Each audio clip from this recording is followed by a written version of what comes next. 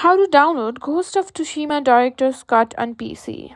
In today's video, I'm going to show you how to download Ghost of Tsushima Director's Cut on PC.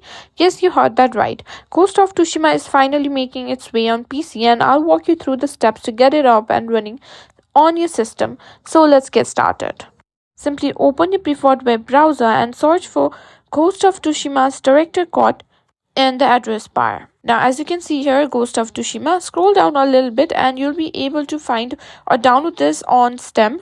Tap on it. Now, as you can see here, this is the game Ghost of Tsushima Director that we want to download.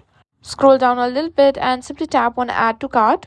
Once you add to cart, simply tap on View My Cart and it will take you to all the games that is in your cart. Simply tap on Buy or Sign in to buy. Simply sign into your account and you'll need to simply enter your payment method. And once you've done that, you'll be able to successfully download Ghost of Tsushima Director's Cut on PC, and you're ready to step in the world of samurai combat and exploration.